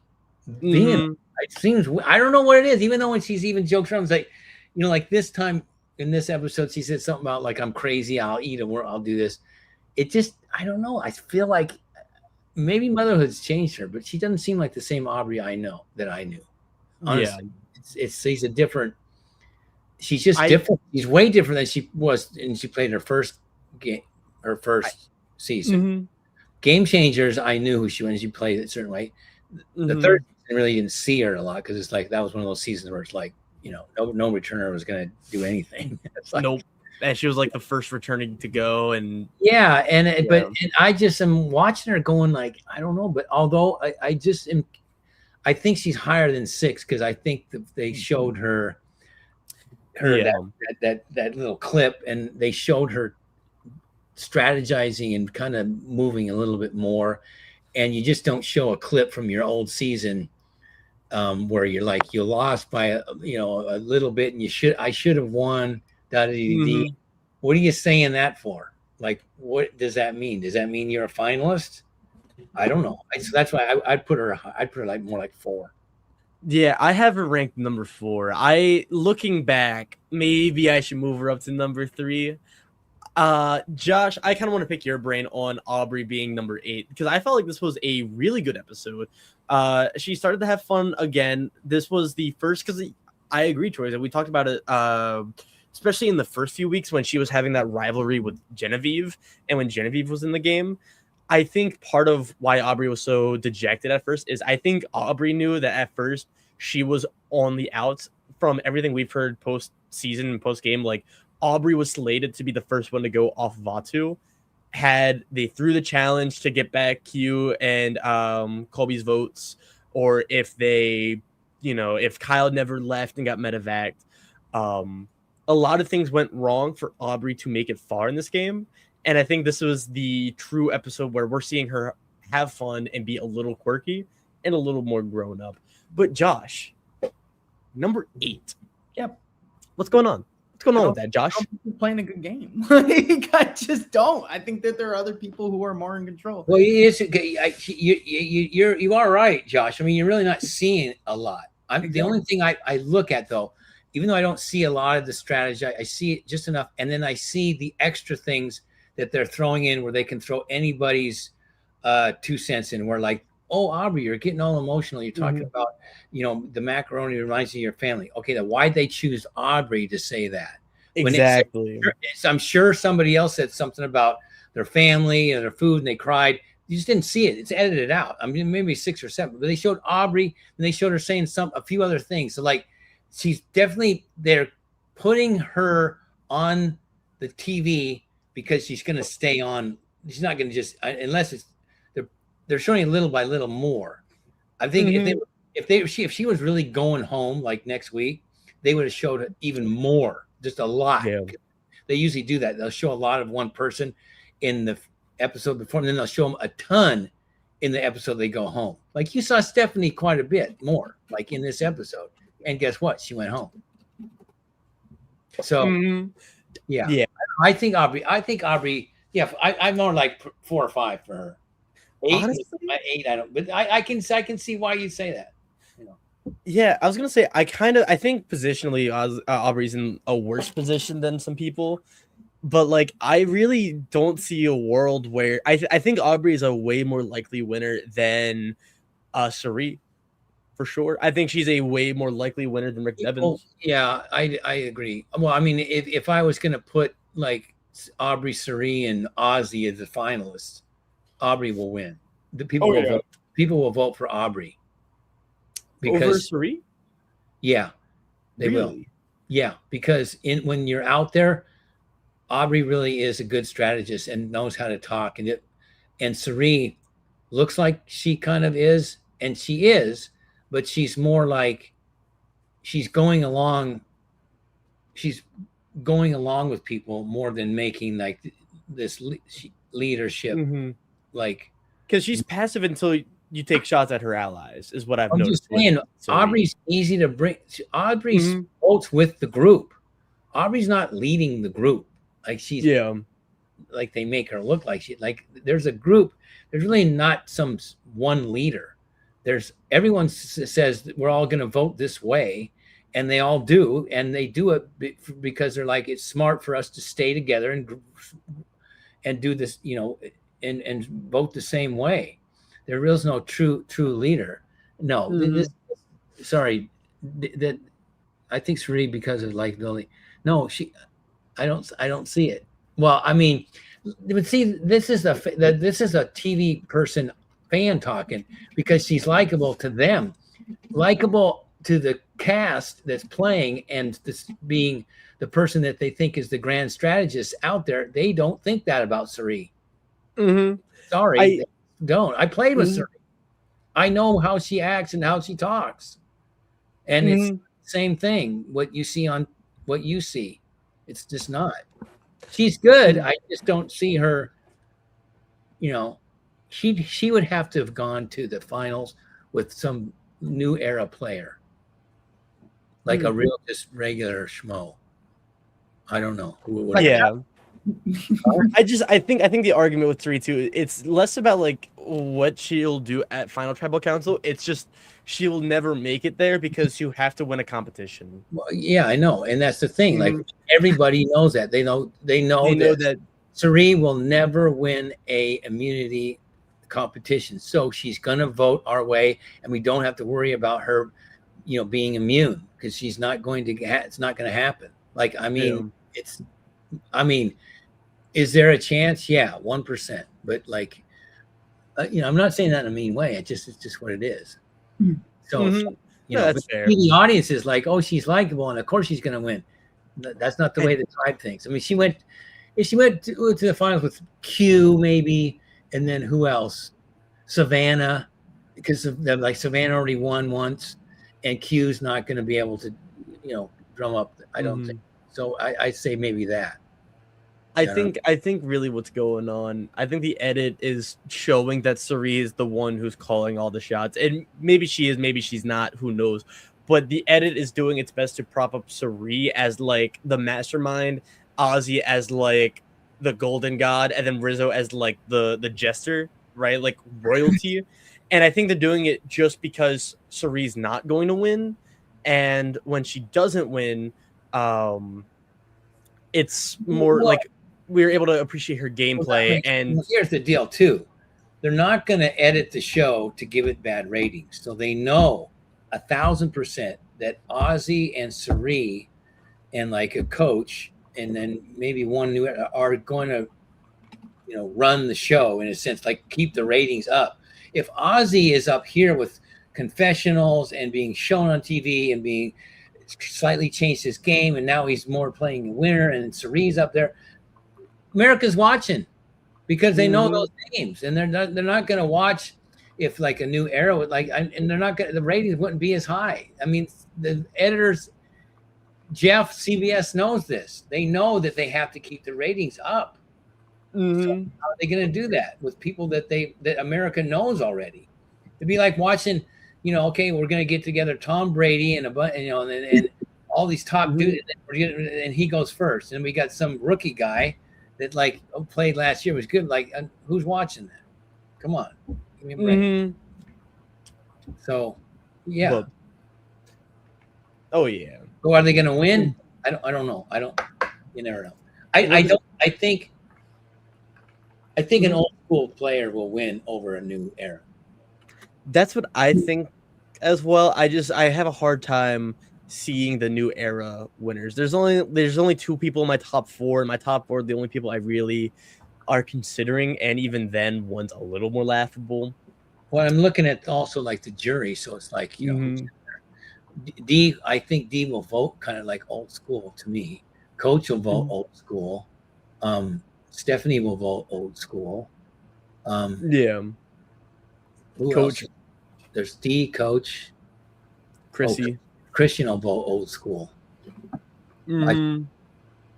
So far, to me, like, unless Rizzo does something crazy spectacular, is he the one that's like new era that has a chance to be like, wow? Because I don't see Tiffany winning like in the final. And then there's who else left? New era. Rizzo, Tiffany, Emily. No, Jonathan. I don't see her. And Jonathan, he could win. Yeah, he could win. I could see him getting votes. Yeah. If he does something spectacular and wins some challenges where he gets, people respect that kind of stuff, and he's had to play and shift some moves. I could see, if it's Jonathan and I don't know.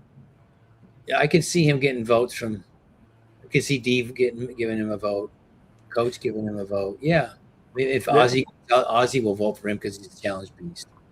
Yeah.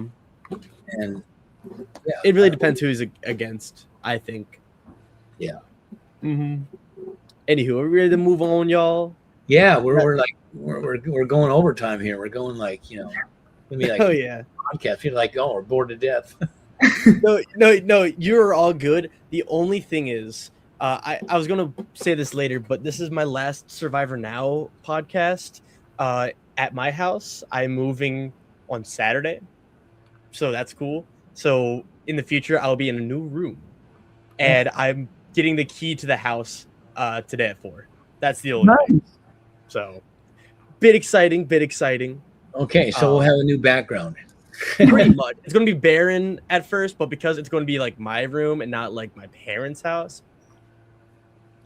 Yeah. Anyway, we got Mr. Rick Devins. We got Mr. Atlanta, Mr. Atlanta. Right. Mr. Braves just threw the first pitch at the Braves game like 4 weeks ago. Did y'all see that? I didn't see that.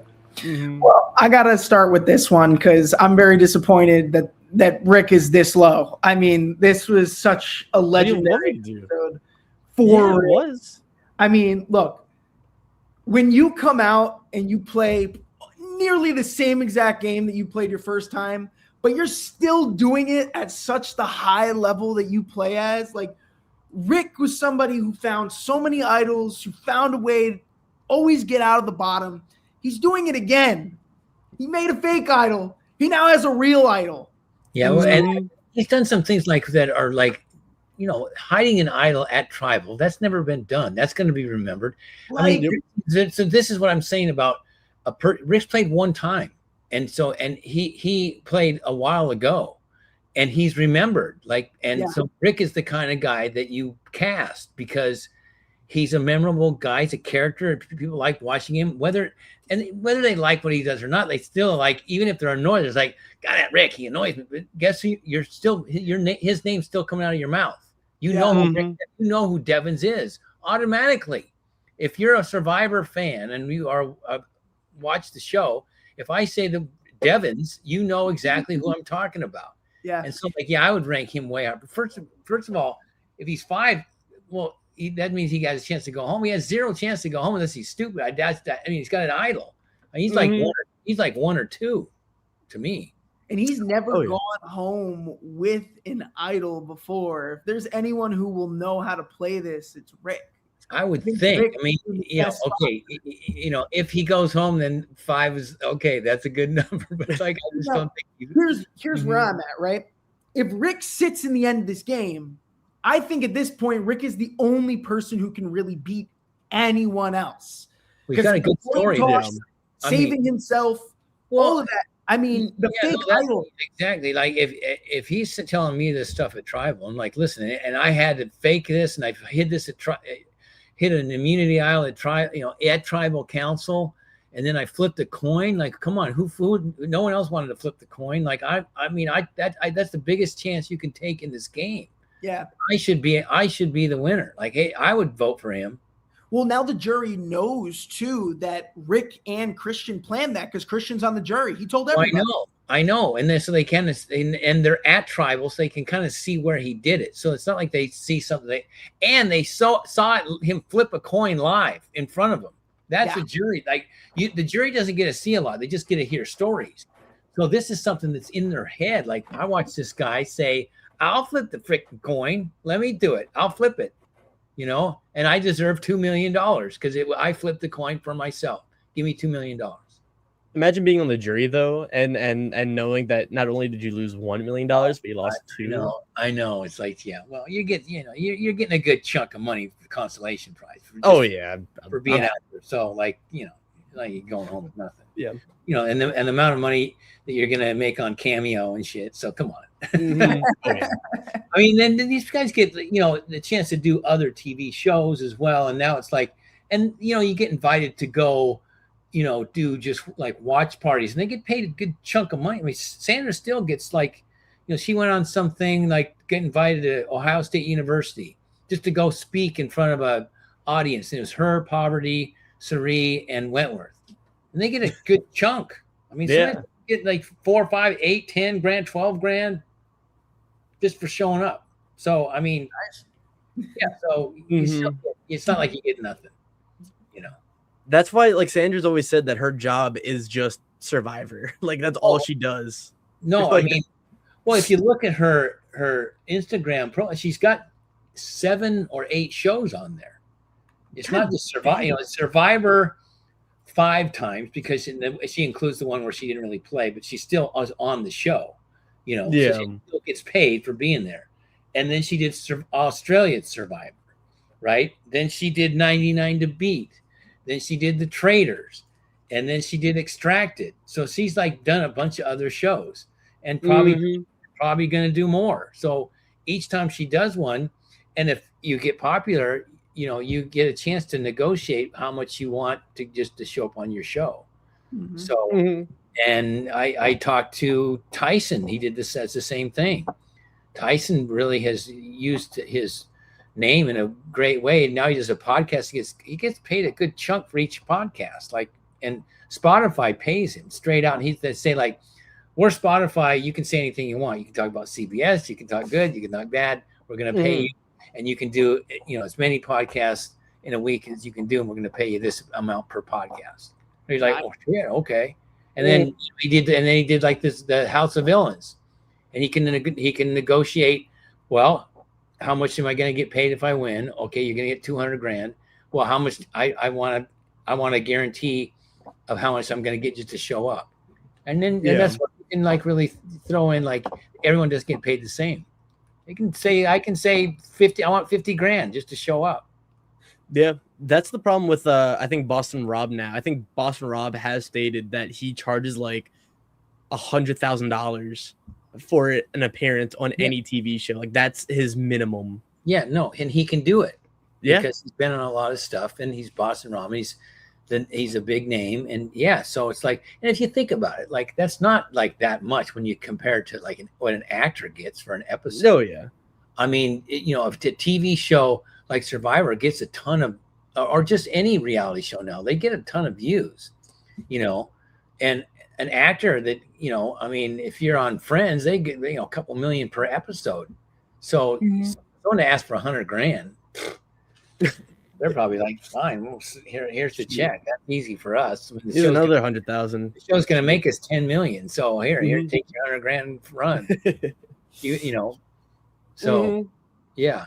I mean, some people make like, even like on Cameo. I mean, I'm sure Boston Rob probably makes 100 grand on Cameo a year.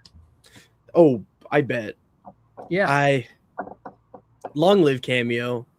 I want to be the honest one. If I ever go on Survivor, I'm never getting a Cameo. That's why? You can make easy money. It's a freaking 4-minute video. Like you do 2, 3, 4 a day. Like, I mean, I just feel. I said to you, Will, you can make 70 grand making goofy little Cameo videos, and you can make 3, 4 a day. You know my problem? I would try to personalize them too much. I would try to go above and beyond and make each one like extra special, and it would just be too much. But then that's you even get more. That's what Carolyn does. Carolyn makes like long 7-minute tapes, and she personalizes and acts all good, hey, you know, and it's funny, and she makes a good chunk of money. I mean, you know, I don't. Oh yeah. I won't tell you what she makes, but like I know what she made the first year. It was a lot. It's good money. Oh. Especially someone like Carolyn, who was like the fan favorite of season 44. Like, oh yeah. Well, and then right out of Traders. Yeah. Oh yeah. So, you know, okay. Does it get like annoying? Like, oh my god, I wake up, I got to do 10 cameos today. But you know, if you're saying to yourself, I got to do 10 cameos for $100 a pop. I'm for $1,000. Can I go do 10 cameos in a few hours in the morning? Yeah, for $1,000. True. Yeah. True. Anywho, we ready to move along to the yeah, we better. See, I'm like saying this is going to be like a 2-hour podcast, man. It's like I'm scared. I'm starting to sweat. I got to turn my AC on. We got Emily flipping. We got Emily, big Emily flipping number 4. Josh has finally ranked her top 5. Thank you, Josh. Okay, I have her ranked. I agree that I put her at 4. Yeah, she's pretty safe. I think she's safe. For me, my biggest thing, Troyzan, is she talks too much. She's a little too honest, and just I'm like she'll say something like, "Oh, sorry, did I say that?" I'm like, "Bro, like what show are you on?" Like, you know, I'm not working with Emily ever. like what Ozzy said. Emily flipping here and flipping there and flipping. It's funny you said that because I would have said the same words. I'm like, she's a flipper. She's a flipping this way and flipping like I can't. And I don't like when people flip flop because you're like, which are you gonna end up flipping with me at the end, or you're just flipping flopping the entire time? And to me, you're gonna flip flop the whole way. You're never gonna just. Ty does the same thing. He goes back and forth. People going back and forth. You're like, when are you going to decide to be like, now you're here? Like you can flip and flop for 1 or 2, but you can't go flipping the whole time. You can, but no one's going to be like, and then even if you get to the end, you're like, well, you flip flop the whole way. Like, how do I know? Were you really saying that I don't know what you were doing, you know? So yeah. And I think Emily could go home next week. What's up with this plan to get Rick to use the idol on her? I think the next time won't survive. I think that one was exaggerated. I saw that. I was like, that's something else. You never know. Rick's slightly loose cannon. He might. You never know. He might like. I got to roll the dice. You know, it's like this would be. I mean, if he rolled that dice and it worked, another mark on his resume. It would be. So. He might try it, and he just seems like he might be the kind of guy to be like, you know, this is Survivor 50. I'm not holding nothing back. I got to go as big as I can go. It seems like he's going as big as he can go, and he's not going to just go medium. I feel like he's going to be like, you know, let's roll this dice. Yeah. And that whole scene of Suri talking negatively about Emily about the rice. I think there's. I agree. I agreed with Emily. I'm like, that's way too. You're cooking them freaking this much rice. What are you kidding me? Like, you gotta divvy it up. Figure out how many days left are. How many are here? There's 10 or 12 of us. This only amounts to like this much rice per day. Not this. I'm like, what are you eating all your rice in one setting? I would look at Sri like, you're crazy. That's way too much. That's a lot of rice. That's way too much for everybody. They don't have that much left. I'm sorry. I saw that. I'm like, I agree with Emily. I think Emily's always going to get negative content, and that is Emily. I just think that I always believe in people who are true to themselves. That's really why I have Emily number 3. That's the only reason. I don't mind. I like Emily more than I liked her in the beginning. I like Emily. Yeah, I think she's. I mean, I think I could play with Emily. You know, she's a flipper flopper. I think I would love to see y'all work together. I'll convince her to be like Emily. You can't be doing the flipping shit. Come on, I know it's your last name, but like you gotta set. Like, calm down. Yeah. Yeah. That's been my biggest pet peeve with Emily all season. I just can't take the tell everybody everything because you're loyal to everybody, but she has no true number one. I'd have to be like, Emily, come over here. Come, like sit next to me next to the fire. Here, let's cuddle at night. So like I don't know you're gonna flip. Poor Emily flipping. I don't know. I think her goose is slowly getting more and more cooked. I just think that I still think I see her winning more than I see. I could see her getting to the finals, and I could see her. She could win. Yeah. Mm-hmm. It's unlikely, but I think it's dark horse enough. But that's all I got to say about Emily. It's 5 confessionals, but this still felt like Rick's episode. It was for sure. It was. Mm-hmm. But anywho, we can move on to our top 3. I know we've been dragging on a little longer, but we got Ozzy number 3. I have Ozzy ranked number 1. Josh was angry about it. Troyzan, how do you feel about Ozzy? He's not going to win. No, I don't know. Yeah, I agree with Josh. I'd put him at. I think I'd put him at 6'2", 6 or 7. Mm-hmm. I mean, honestly, okay. If people are smart and have figured out like Ozzy and Sari are together, then you get rid of Ozzy. You don't say nothing to Sari. You basically agree to whatever Sari says. Who's going home? And Rick Devens and Aubrey get together. They've been together. Get together, and you kind of know now. But the tribe knows that Ozzy and Rizzo are kind of like this. I mean, you got the feeling. So you basically got enough people to get rid of Ozzy. Like, and I would like, why not now? Like, I mean, why wait for him to win some immunities and stick around and and then I might be going home, not Ozzy. So like, I'd say he could go home next. He could. Yeah. Well, and the thing is too, I don't see him winning. So, and he's got a shitload of confessionals and a shitload of TV time. So it's kind of like, well, he's had enough TV time. Okay, bye. Yeah, that's the fear with Ozzy, but he still has an idol. Well, the reason why I don't even know if he's gonna be smart enough to play when he think. I just don't know if he just. I don't know.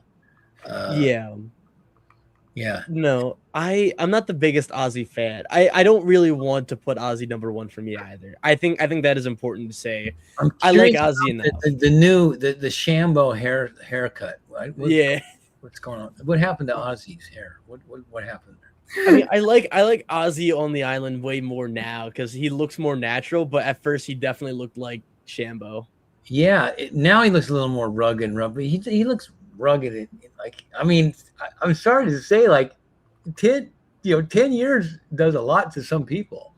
I mean, they just look different. Like, I mean, 10 years on Ozzy from the last time he played, 10 years on like Sari, 10 years on Aubrey. They look different. They're a little weathered, little weathered. I'm weathered, so whatever. I'd look haggard out there too, but still, ages everyone. Ozzy looks the most different to me than anybody. Mm-hmm. Yeah, Ozzy does. Yeah, I just feel like Ozzy's been protected by other people too much, but he's not really in control of the votes. That's why I'm really not looking at him as a winner right now. Ozzy, I mean, he's done some incredible things, but what's smart enough to connect with Sari because he knows Sari is going to not just get voted out right away. He knows Sari's going to stay on the show because she's Sari. Yeah. So he was smart enough to at least dial that in. Probably made a pregame with her, which was smart to do as well. He played with her before two times. So why not? If you can't beat him, join him. And that's and that was a smart move. So I give him that. Like I could, at three is a good rank for him right now. Yeah. The only thing. 3's good as far as like the way he's playing. I just think like there is a very good chance he can go home next. So that would put him at the bottom.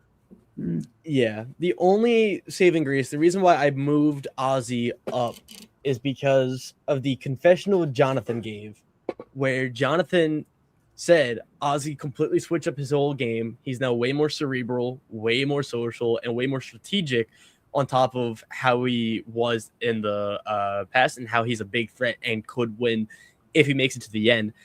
Ozzy, I think, is actually playing like a really, really good game. I think he's in good with a lot of the old school people. Obviously, that is starting to fracture, but like the numbers are getting smaller anyways. You have to target people anyways, and you have to draw lines.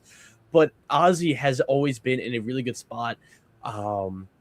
Yes, I think he got his first votes of the season during the Christian vote, but like he was always going to be protected and always going to be safe. And he has a really, really good shield in Sari, who is someone who I think would be taken out at the final 5, final 4. And if Ozzy's there with her, I think they take Sari out over Ozzy. Well, I guess he's got Rizzo as kind of his little scout too, to like tell him anything that he's heard. You know? Mm-hmm.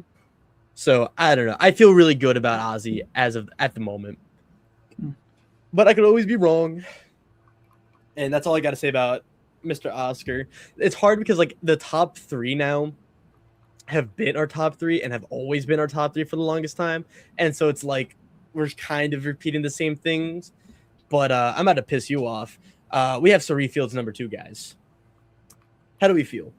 I feel like she's the clear-cut winner right now. That's why I ranked her at 1, because everything has to go through Sari in order for it to go, you know? Sari always has final say on whatever happens. So, I mean, I like Sari as the winner pick. Do I think she's going to make it to the end? That's a different story. But if Sari makes it to the end, I do think she's got some votes. She's going to get votes. She's not going to be a 0-vote finalist. That's for sure. I think she wins if she's there. Just straight up. I just don't think she'll ever get there. If she's a 0-vote finalist, then I'm like, yes. Troyzan just likes to be a hater. I don't want to be the hater. I want her to join the group, the 0-vote finalists. I said last time, that's the season. 0-vote finalists. Come on, man. Bring Troyzan back for the 0-vote finalists. The 0-vote finalists are some of the best Survivor players. It's funny because I started thinking more about it. I'm gonna go back to every season. I'm gonna find like 20 people, and I'm gonna do like some kind of AI, like everybody's face, and just basically put everybody on there like they do like those posters, and then put Survivor 0-vote finalists. Just throw it out there. And then you know about brand steal? Jeff will see it and go, "Oh, that's not bad. I don't want it." And then I get chiming in like, "I want that season." I was gonna say you can always brand steal it too. You can like create your own custom Survivor. Like you pick a pre-made season like One World, and you can like edit the cast, so you can either put in like real Survivor contestants, or you can upload like pictures and just put up like real people. Yeah, cool website. I don't know if that would be the name of the season. 0-vote finalists. Is that a good name? I don't know. Or is there a quirkier name that's like cool? Like Redemption. I think in the hands of the fans, that's way too long. Way too wordy. Yeah, way too wordy. Exactly. Mm-hmm. So yeah,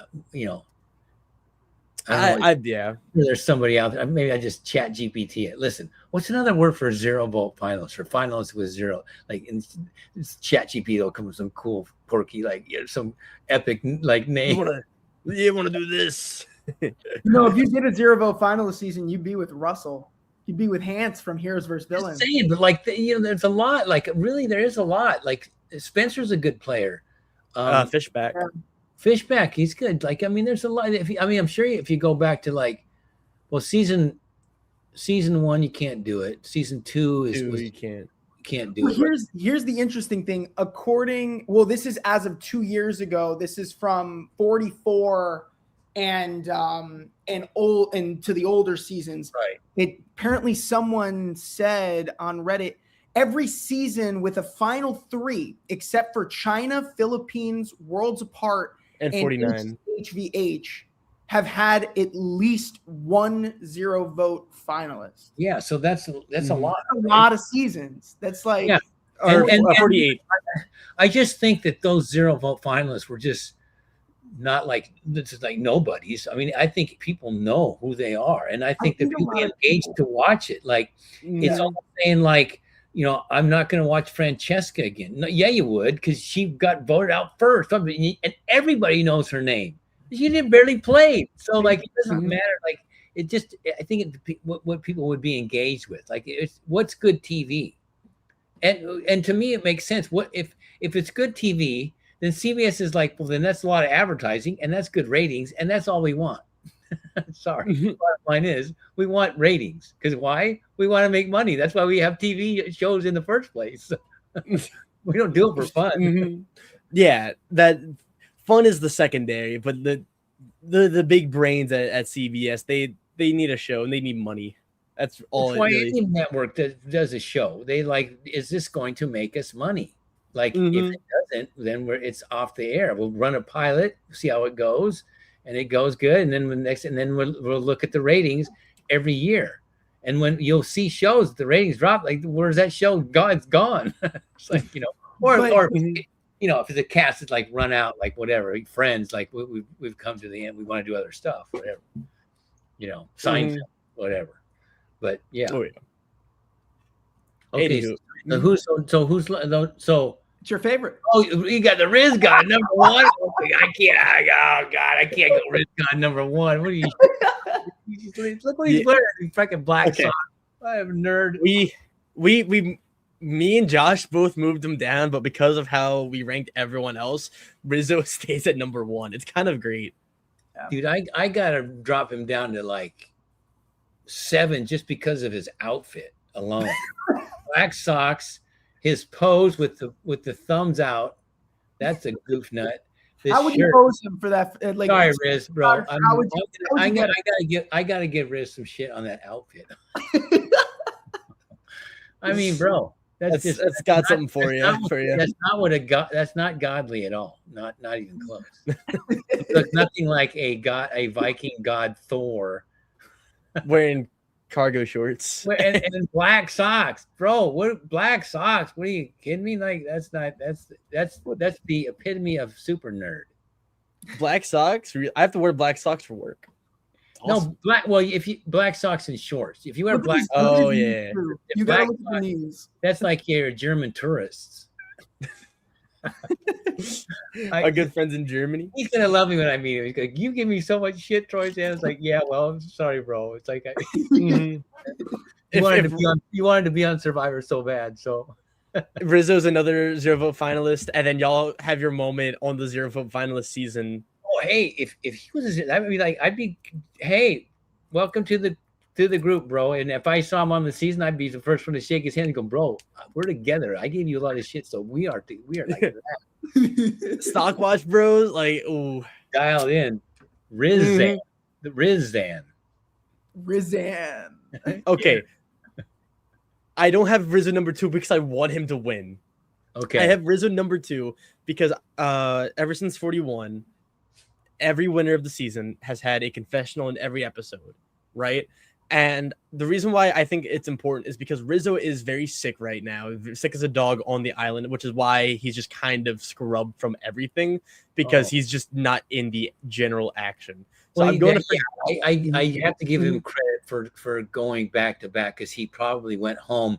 You don't even recover because it takes a bit to recover. Your body goes through some crap. I mean, your system's not normal for a while. The way you eat, the sleep, and to go right back out there, it's almost like he's playing. How many? Did he go to the end last time? Yeah, no, he went to 4. So he basically played the whole time. 25 days. 25 days. Pretty much. Yeah, so he's doing 25. Now he's added another whatever, so he surpassed 39 days. He became, I think he's the first new era player to play 39 days. So basically he's played a normal season. So that's what it really feels like, Rizzo. Like you're feeling like what we felt. Sorry. But actually, that's a good point because like for Rizzo, he could go to the end and say, hey, listen, people don't really think about it, but everyone else here besides Savannah had time to recover, had to put food in their stomach, had perfect sleep. I only had like a week of recovery, came right back here. I'm where I left off. Yeah, he could say, listen, does it count for everything? Does it count for strategy and immunity win? No, but like surviving like the physical aspects, and people know this. They like at least give me a third. That's a third of like of my game, and you got to count that. And then I did, and he could win. He's put himself with Sari, and he can tell the whole world that the jury, and he can say I used her as a shield. I knew Ozzy was a shield. I voted their way. I made sure that they knew this, and they knew this, and they knew this, and blah blah blah. And I could see it. It could happen. Oh yeah, I think that's why. It's less that I really, really think Rizzo's the winner. I just kind of don't see a lot of the people here winning. I don't really see Emily winning. I don't see Sari winning. I don't see Jonathan, Joe, or Tiffany winning. I could kind of see Jonathan, but like there's not a lot of actual contenders left. And of the real contenders to me, it's Rizzo, it's Ozzy, it's Emily, it's maybe Sari, because Sari could break the thing, or it's Aubrey. And like, of all the people don't forget about the Aubrey thing. I'm sorry. Why would you? I'm gonna keep going back. Why do you show that clip? Why they didn't show that clip about anybody? Like I could have won, and I was supposed to. And I give it to Michelle. Blah blah blah. And it's like, why do you put that in? But if Aubrey won, I'd be happy about it. Like I would be happy. I would be. Really America would be happy for that, because it's a 4th-time playing. A lot of people feel like she did deserve to win her first season. It's redemption for her, kind of a thing. Yeah, like I could see that for sure. But no, especially if Rizzo wins, Rizzo, if you win, I'll call you Riz God. I'll never call you the man, the myth, but I will call you Riz God.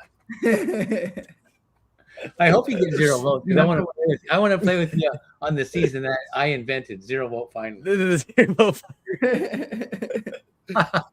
But I believe that is it for us. Once again, too, we have the Survivor Stockwatch game. Troyzan, are you familiar with the Survivor Stockwatch game? No, you know me. I do these podcasts, and then I just kind of whatever.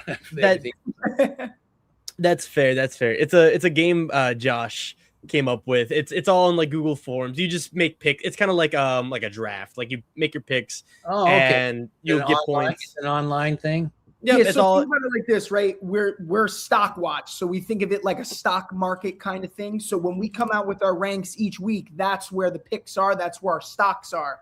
So make 3 picks a week, and you're betting on players to rise or fall. If they fall a certain amount of spots, you lose that many points. If they rise a certain amount, you gain that many points. Your goal is to have the most points by the end of the season. So we add them up after every episode. Your goal is to buy low, hope that they rise. Don't buy high and hope that they drop low, because if they get voted out, you're done.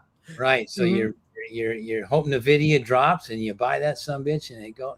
Do you do stocks, Josh? Are you a stock guy? No, but it's Stockwatch. Like, right? Let's play the markets. None of us are actual stock. Give some advice. I do some, but like not enough to like. I would love stock advice. Portfolio. It's all about. I made a mistake during COVID. I bought PayPal of all things. Like, oh god, terrible. Around, but like I keep thinking, do I just get rid of it and like, take my losses and just go buy something that's going to at least do something, I have other stuff, like I bought NVIDIA, which is good. And I bought ETF. I mean, I kind of buy like mostly like just something that covers like everything, all the major, like the top Apple, NVIDIA, so one giant ETF, whatever makes you 25% in 1 year, 40, and then it'll drop, but over 10 years it makes you like 20%, whatever. Yeah. Well, there we have. You got some advice now, but yeah, gentlemen, is there anything else we have left on to talk about? I think we covered a ton. I mean, come on, we're on for 2 hours. That's our podcast, man. It's like I'm roasting over here. I got to turn the AC on, man. Jeez, No, you're all good. I'm just surprised that we were ending like 2 hours on the dot there. But yeah, Troyzan, again, thank you for joining, and I apologize for how long these things go. I just think we all love to yap, and we all love the show. No, I love talking about it. I'm excited to see. I talk for 5 hours. Yeah, I always talk. Oh yeah, I mean, you're welcome back on the show at any time. You coming on here now, that's like a yearly or seasonal occurrence, I guess, a I was bi-yearly. gonna come on later, but then this episode happened, so I think is it Ollie that takes like the messages on Instagram? Yeah. Yeah. Mhm. I don't think I've ever met him live. And I'm like, dude, I gotta do this. I gotta do this. So I can't. I got time. Like I can't wait. Good one. There might not be another episode like this. So I gotta take. Mr. Beast happens once a year. Well, you flip him a coin for 2 million happens never. So like I had to do it. That's fair. That's you fair. guys are great. It's always fun with you guys. I'll come back Troy. again for sure. And we thank you again, and we thank all the lovely viewers and commenters and people. And yeah, next week we should have another guest joining us, I believe. And I will also be somewhere entirely different. I believe next week we have Ty Lowry from Destination X. Oh, okay. I was gonna say, well, hopefully he'll wear a shirt. Snap, snap, snap. Yeah, like if you announce a girl, I go, hope she wears a shirt. I got him confused with who we're having the week after, but that one will be a secret until next week. Okay. Ooh. All right, guys. I'm excited about. Yep. Troyzan, I hope you have a wonderful day, y'all, and we will see everyone next week at 1 p.m. Eastern Standard Time. Okay. Bye. See ya.